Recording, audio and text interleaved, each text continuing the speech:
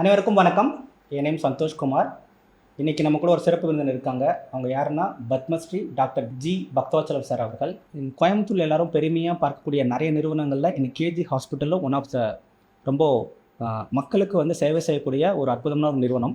அந்த நிறுவனத்தோட founder doctor G Bakthavathsalam sir அவர்கள். வணக்கம் sir. Hare Krishna. Happy morning. வணக்கம் சார். நமஸ்காரம். நமஸ்காரம். நமஸ்காரம் சார். எப்படி இருக்கீங்க சார்? நல்லா வண்டி ஓடுது. நம்ம வண்டியே இந்த உடம்பு தானே வண்டி. ஆமாம். 2 சக்கர வண்டி ஓடுது இல்லை. ஓடணும்னா எல்லாமே நல்லா இருக்கணும். ஜாயிண்ட் நல்லா இருக்கணும், போன் நல்லா இருக்கணும், மசில்ஸ் நல்லா இருக்கணும், மூளை நல்லா ஒர்க் பண்ணணும், நல்லா சாப்பிடணும், எனர்ஜி வேணும். வண்டி ஓடணும்னா ரொம்ப சிம்பிளாக சொல்கிறேன். வண்டி ஓடுறதுக்கு முக்கியமான காரணம் எனர்ஜி. Yes sir. சார், இப்போ இன்றைக்கி இருக்கக்கூடிய இளைஞர்கள் தான் ரொம்ப யங்காக இருக்கிறதா ஃபீல் பண்ணுறாங்க. அதனால் நமக்கு எந்த நோயும் வராதுன்னு நினைக்கிறாங்க. அப்போது இது ஏன் இப்படி நினைக்கிறாங்க? இதை பற்றி நீங்கள் என்ன, உங்களோட கருத்து என்ன? Young, old, middle age, doctors, engineers, politicians எல்லாமே நினைக்கிறாங்க நம்மளுக்கு வியாதி வராது, நம்மளுக்கு ஆக்சிடென்ட் நடக்காது. ஏன்னா அவங்க எதை பற்றி ஹெல்த் கான்ஷியஸே கிடையாது. They make lot of money. They don't know how to save money, but they spend money. If you see, நிறைய பேர் they do so many things which not required in life. You came into this position by hard work. ஒரு 5 வருஷம் 10 வருஷம் படித்து வேலையை தேடி வேலையை பிடிச்சி அசிஸ்டன்ட் மேனேஜராக மேனேஜர் ஆகி, ஒரு டாக்டர் ஆகி, அசிஸ்டன்ட் சர்ஜன் ஆகி, ஒரு சிவில் சர்ஜன் ஆகி, ஒரு ஸ்பெஷலிஸ்ட் ஆகும்போது ஒரு almost 35 to 40, 50 years. What you have done in the past 20 years is a very humongous work. வேர்வை சிந்தி நீ அடைஞ்ச வாழ்க்கையை ஒரு சின்ன சின்ன காரணங்களுக்காக நீ வேஸ்ட் பண்ண ஒரு கிளாஸ் பாட்டில் உடையிற மாதிரி. 7 மாதமாய் கொய்யவனை வேண்டி ஒரு குடத்தை உண்டாக்கி கூத்தாடி கூத்தாடி போத்துழைத்தாண்டி பழைய பாட்டு. ஏன்னா இது உடம்புங்கிறது ஒரு great creation, miraculous creation of God. Nobody can create even a finger nail. So அப்படி இருக்கும்போது இந்த உடம்பு விலை மதிப்பற்ற உடம்பு. விலை மதிப்பு போட்டால் அந்த உடம்புக்கு 3 கோடி 4 கோடி சொல்லலாம்.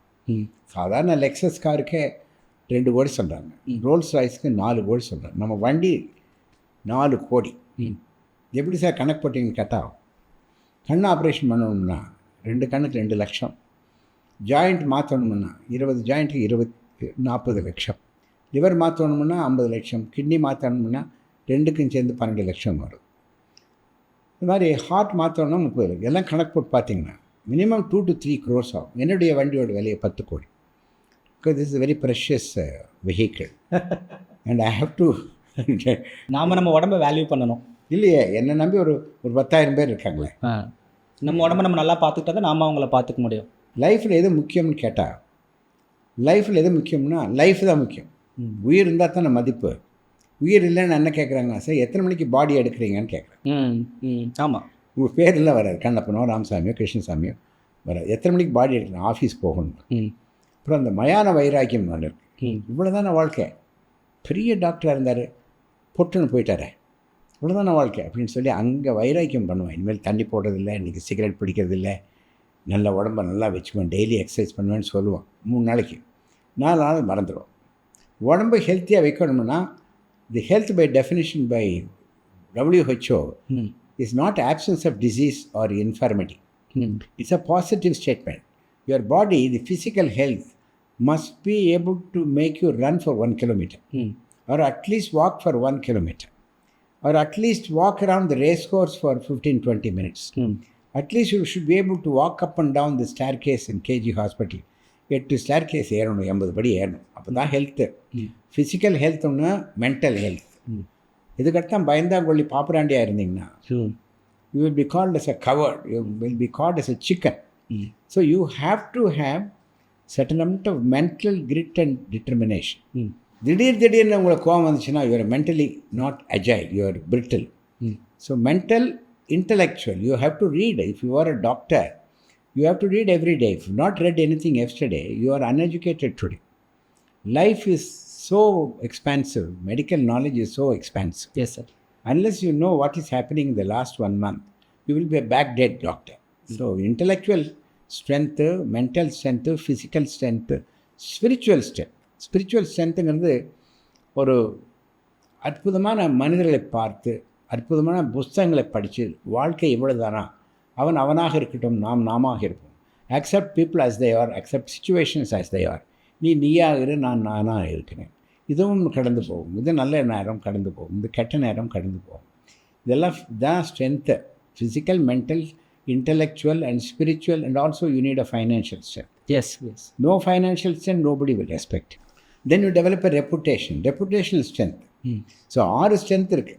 இந்த 6 ஸ்ட்ரென்த்தில் unless you are useful to the society, நீங்கள் எப்படி கிட்னி பேஷண்ட்ஸ்க்கெல்லாம் ஹெல்ப் பண்ணுறீங்க, that is called a societal strength. Society உங்களை மதிக்க வேண்டும் என்றால் சொசைட்டிக்கு நீங்கள் உபயோகமாக இருக்கணும். You should do something to the society will respect you. Yes. நீங்கள் ரெப்புடேஷன் வாங்கிக்கலாம். ஒரு பிசிஐ அவார்டு வாங்கினா ரெப்புடேஷன் வாங்கிக்கலாம். 20 years மேலே பிசிஐ அவார்டு வாங்கினேன். Yes. But I continue to do some service so that God is created me for a purpose. Yes. எங்கே பிறந்தீங்க நீங்கள்? திருச்சியில். எப்போ பிறந்தீங்க?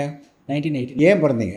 அது மற்றவர்களுக்கு ஒரு நல்ல மருந்துகளை உண்டாக்கி அவர்கள் துயரத்திலிருந்து நீங்குவதற்காகவும், ஏழைப்பட்ட மக்கள் கஷ்டத்தில் இருக்கும் பொழுது அவங்களுக்கு உதவுவதற்காகவும் நீங்கள் பிறந்தீங்க.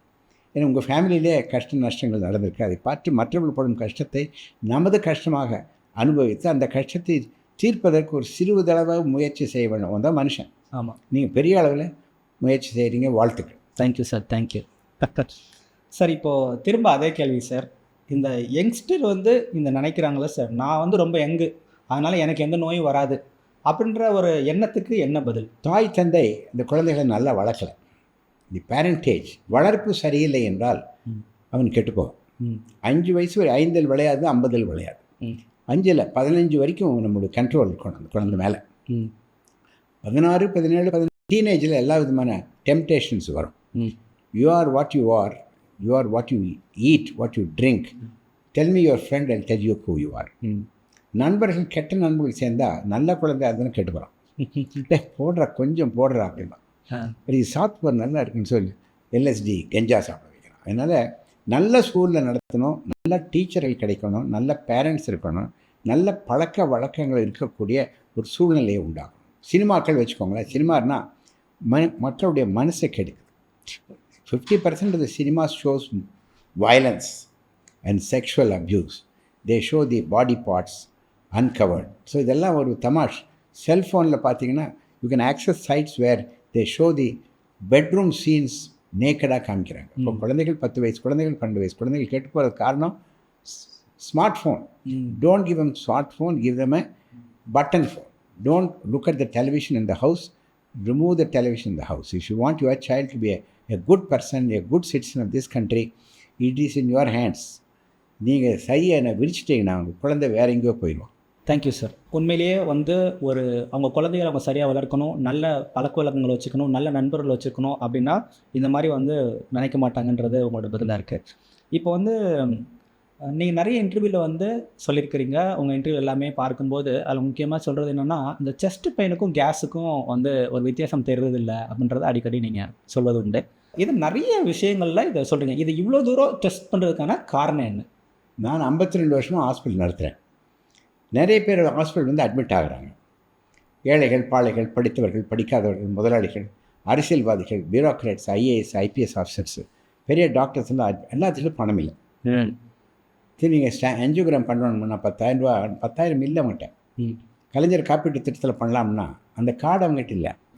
அவன் பீடி பணக்காரர் பண்ணுற எல்லா தப்பும் அவன் பண்ணுறான். பீடி சிகரெட் பிடிக்கிறான், தண்ணி போடுறான், எக்ஸசைஸ் பண்ணுறதில்ல, அவனுக்கும் தொந்தி இருக்குது. அவன் ஏழையாகவே இல்லை, கையில் இருக்க படத்தை எல்லாம் ஹோட்டலில் கொடுத்துட்றான். ஸோ அதனால் இது பார்த்தேன். இரண்டாவது சுவாமி சிவானந்தா கேள்விப்பட்டிருப்பேன் நினைக்கிறேன். He was a doctor. He went to Rishikesh. Okay. He was practicing. I found that the people get into bad habits because they don't have a health education. Yeah. The things which changed me 20 years ago was the suffering of common men. Yeah. So மக்களை ஆஸ்பத்திரிக்கு வர வேண்டாம்னு சொல்கிற ஒரே ஆஸ்பத்திரி நான் தான். இருந்தாலும் வர்றாங்க. ஆமாம். நீங்கள் ஒரு இன்டர்வியூவில் சொல்லியிருந்தீங்க, இந்த மாதிரி வந்து நீங்கள் உங்கள் உடம்பை நல்லா பார்த்துட்டா நான் எதுக்கு, நீங்கள் எதுக்கு ஆஸ்பத்திரி? அப்படி இல்லை, நீங்கள் உடம்பை நல்லா பார்த்துக்காதீங்க, அப்போ எனக்கு அது லாபம். ஆமாம். நீங்கள் உடம்பை நல்லா பார்த்துட்டிங்கன்னா எனக்கு நஷ்டம். ஆனால் உங்களை நம்பி தான் ஆஸ்பத்திரி கட்டியிருக்கேன். கண்டிப்பாக மறந்துடுவீங்க, ஹோட்டலுக்கு போவீங்க, ஃபுல்லாக சாப்பிடுவீங்க, காரமான ஐட்டம் சாப்பிடுவீங்க, ரொம்ப வறுத்த ஐட்டம்ஸ், மீன், ஃபிஷ் ஃப்ரைலாம் சாப்பிடுவீங்க. நைட்டு வந்தோடனே கேஸ் ட்ரபிள்னு சொல்லுவீங்க. உடனே கையில் இருக்க மாத்திரை சாப்பிடுவீங்க, இல்லை ஓவர் தி கவுண்டரில் போய் ஏதோ மாத்திரை சாப்பிடுவீங்க. இது கேஸ் ட்ரபிள்னு படுப்பீங்க. நைட்டில் படுத்து காலையில் எந்திரிக்க மாட்டீங்க சார், தூக்கத்திலே போயிட்டாரு. இப்போது கேஸ் ட்ரபிளுங்கிற ஒரு கதை யாரோ சொல்கிறது. கேஸ் ட்ரபிள் வயிற்றில் ஃப்ளோட்டிங் அப்படிங்கிறது கேஸ். யூஸ்வலாக பருப்பு வகை அதெல்லாம் நிறைய சாப்பிட்டோம்னா உங்களுக்கு கேஸ் ட்ரபிள் வரும்னு சொல்கிறது. வயிற்று வலி, வயிற்றில் கேஸ்ன்னு சொன்னால் it can be because of gall bladder, it can be due to liver, it can be due to pancreas, or it can be due to stomach, or it could be due to amoebiasis. ஆனால் இந்த case ட்ரபிளுங்கிறது நெஞ்சு எரிச்சல்ங்கிறாங்க. நெஞ்சு எரிச்சல்னு கபகபன்னு எரியுது sir அப்படிங்கிறாங்க. அப்போ ஏதோ நல்ல நல்ல மருந்துகள் இப்போ தான் வருது, அது லிக்விட் மெடிசன் சாப்பிட்டா குறைஞ்சி போகுது. கேஸ் ட்ரபிளுங்கிறது நான் சொல்லணும், நீங்கள் சொல்கிறதில்ல. நான் ஒரு நல்ல ஹாஸ்பிட்டலுக்கு போய் ஒரு இசிஜி எடுத்து, 2 இசிஜி எடுத்து, 3 இசிஜி எடுத்து, ட்ரப்பானினை டெஸ்ட் பண்ணி எல்லாம் நெகட்டிவாக இருந்தால் தான் 2 மணி நேரம் கழித்து நான் கேஸ் ட்ரபிள்னு மருந்து கொடுப்பேன். இந்த 3வது இசிஜி கூட பாசிட்டிவாக இருக்கும். ஃபஸ்ட் இசிஜி நார்மல், ட்ரப்பானினை have to take it 2 hours later. Second ECG என்ன சார் இசிஜி எடுத்தால் நீங்கள் பணம் பண்ணுறீங்களா அப்படின்னு கேட்பாங்க. இல்லை இப்போ உங்கள் உயிரை காப்பாற்றுக்காக 2வது இசிஜி எடுக்கிறேன்னு சொல்லிட்டு எவிடன்ஸ் பேஸ்ட் மெடிசன் புக்கருடைய ஜெராக்ஸ் காப்பி எடுத்து காமிப்பேன். அவன் தான் எனக்கு வர்றதுக்கு முன்னாலே அவன் கூகுள் பார்த்து வரானே. ஆமாம், அதனால் கூகுள் பார்க்குறோம், இது நம்ம அதிகமான கூகுள் பார்க்கணும் நம்ம. அப்போது கேஸ் ட்ரபிளுக்கு என்ன சார் பண்ணுவீங்கன்னா, இசிஜி எடுத்து ஒரு கார்டியாலஜிஸ்ட் டாக்டர் சரவணனோ டாக்டர் ரஞ்சித்தோ வர சொல்லி ஒரு ஆஞ்சியோகிராம் பண்ணி உள்ளே பிளாக் இருக்கான்னு கண்டுபிடிச்சிட்டு அதுக்கு ஸ்டென்ட்டை போட்டால் கேஸ் ட்ரபிள் சரியாக போயிடும். நீங்கள் கேஸ் ட்ரபிள் நீங்கள் சொன்னீங்கன்னா நீங்களே you are making a diagnosis which is wrong, which will kill you. So பாக்கெட்டில் மாத்திரை வைக்கணும், லோடிங் டோஸ் மாத்திரை வைக்கணும். அந்த லோடிங் டோஸ் மாத்திரை 3 மாத்திரைக்கு, டிஸ்பிரின், குளோபடாக்ரில், அட்ரோவாஸ்டாட். இது நான் ஒரு 5-10 வருஷத்துக்கு முன்னால் சொல்லியிருக்கேன். உங்கள் ஜோப்பில் என்ன இருக்குது? கிரெடிட் கார்டு இருக்குது. வேறு என்ன இருக்குது? ஐடி கார்டு இருக்குது. வேறு என்ன இருக்குது? ராமர் ஃபோட்டோ இருக்குது. இது உங்களை காப்பாற்றாதே. நீங்கள் லோடிங் டோஸ் மாத்திரை பாக்கெட்டில் வச்சுருந்தீங்கன்னா உங்களுக்கு ஹார்ட் அட்டாக் வரலாம். நீங்கள் டாக்டர், நீங்கள் மெடிசன் ப்ரொடியூஸ் பண்ணுற பெரிய முதலாளி, உங்களுக்கும் ஹார்ட் அட்டாக் வரலாம். யாருக்கு ஹார்ட் அட்டாக் வரும்? யாருக்கு வேணால் ஹார்ட் அட்டாக் வரும். பெண்களுக்கு ஹார்ட் அட்டாக் வருமானு கேட்பாங்க. வரும். இந்த மாதவிடாய் நின்று பின்னால் 50 வயசுக்கு மேலே அவங்களுக்கு ஹார்ட் அட்டாக் வரும்.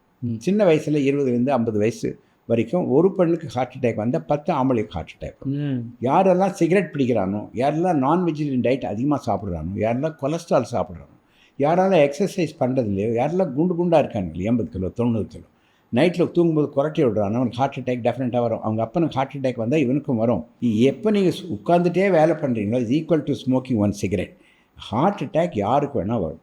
பெண்களுக்கு ஹார்ட் அட்டாக் வருமானு தமாஷா கேட்பேன். அவங்க வராது சார், வந்தார். இல்லைங்க, பெண்களால் ஹார்ட் அட்டாக் வருங்க. ஏன்னு கேட்டால் தெரியுமில்ல, உன்னை லவ் பண்ணிவிட்டு வேறு ஆளை கல்யாணம் பண்ணால் அவனுக்கு ஹார்ட் அட்டாக் வருமில்ல. அது மாதிரி பெண்களுக்கு ஹார்ட் அட்டாக் வராமல் தடுக்கிறதுக்கு அந்த ஹார்மோன்ஸ் இருக்குது, கடவுளால் கொடுக்கப்பட்ட ஹார்மோன்ஸ். அது தீரும்போது தான் அந்த கார்டியோ ப்ரொடெக்டிவ் ஹார்மோன்ஸ் இல்லாத சமயத்தில் தான் பெண்களுக்கும் ஹார்ட் அட்டாக் வரும். மெனோபாஸ் டைமில் ஹார்ட் அட்டாக் வரும். சைலண்ட் ஹார்ட் அட்டாக் வருது பெண்களுக்கு. நமக்கெல்லாம் நெஞ்சு வலிச்சு ஹார்ட் அட்டாக் வரும். வலிக்குது சார், பாறையை போட்டு அமுத்துற மாதிரி இருக்குது சார், பளிருங்குது சார், மின்னல் அடிக்கிற மாதிரி இருக்குது சார், கத்தியில் கொத்துற மாதிரி இருக்குது சார். ஆனால் பெண்களுக்கு சைலண்ட்டாக ஹார்ட் அட்டாக் வரும். ஏசிம்டமேட்டிக் ஹார்ட் அட்டாக் அதுக்கு பேர். ஒரு ஏதோ ஆப்ரேஷனுக்கு முன்னால் ஒரு இசிஜி எடுத்து பார்த்தா அதில் கியூ வேவ்ஸ் இருக்கும். அம்மா உங்களுக்கு ஹார்ட் அட்டாக் வந்திருக்கா, ஹாஸ்பிட்டல் போயிருக்கீங்களா? இல்லை sir, that is called silent heart attack. சக்கரை வியாதிக்காரங்களுக்கு சைலண்ட் ஹார்ட் அட்டாக் வரும், பெண்களுக்கு சைலண்ட் ஹார்ட் அட்டாக் வரும். தாடையில் வலி வர்ற மாதிரி இருக்கும், வலி இடது பக்கத்தில் வர்ற மாதிரி இருக்கும், முதுகில் வர்ற மாதிரி இருக்கும், உடம்பெல்லாம் வெறும் வேர்வை மட்டும் இருக்கும், வலியே இருக்காது, ஹார்ட் அட்டாக். சார், இப்போது நீங்கள் ஒரு விஷயம் சொன்னீங்க, இந்த குண்டாக இருக்கிறாங்க அவங்களுக்கு ஹார்ட் அட்டாக் வரும்னு. ஆமாம் சொன்னீங்க. ஆனால் என்னோடய நண்பர் ஒருத்தர் சொன்னார், நம்ம என்ன வேணாலும் சாப்பிட்லாம், ஆனால் நம்ம உடம்பு அதை செரிச்சிடணும். அப்போ நம்ம குண்டாகிறதுக்கும் நம்ம உணவுக்கும் சம்மந்தம் இல்லைன்னு சொல்கிறாங்க. இப்போ அதை கேட்கும்போது எனக்கு ஒரு என்னோடய பேக்ரவுண்ட்லேருந்து இதை பார்க்கும்போது வேடிக்கையாக தான் இருந்துச்சு. அப்போது நான் என்ன உணவு சாப்பிட்டாலும் நான் என் பாடி செரிச்சிடணும் அப்படின்னு நினைக்கிறத பற்றி என்ன நினைக்கிறீங்க? நொறுங்க தின்னால் நோவு வராது. என்ன வேணால் சாப்பிடலாம், நொறுங்க தின்னால் நோவு வரும். இது அந்த காலம். அந்த காலத்தில் நிறைய சாப்பிட்டாங்க, ஆனால் வேலை பண்ணாங்க. இப்போ சோம்பேறித்தனமாக நிறைய பேர் சோம்பேறித்தனமாக இருக்கிறாங்க, அதனால் அவங்களுக்கு ஹார்ட் அட்டாக் வரும். நைட்டில் தூங்கும்போது குரட்டை விடுறாங்க பாருங்கள், ஸ்னோரிங். அந்த ஸ்னோரிங் பண்ணுறவங்களுக்கு ஹார்ட் அட்டாக் வரும். ஸ்னோரிங் வர்றதுக்கு காரணமே இந்த இடத்துல அந்த தொண்டையில் இருக்க அடப்பு இருக்குது. அப்படி அப்படின்னு ஸ்னோர் பண்ணுவாங்க. ஸ்னோர் பண்ணால் 4 வியாதி வரும், உடம்பு பெருசாகும்.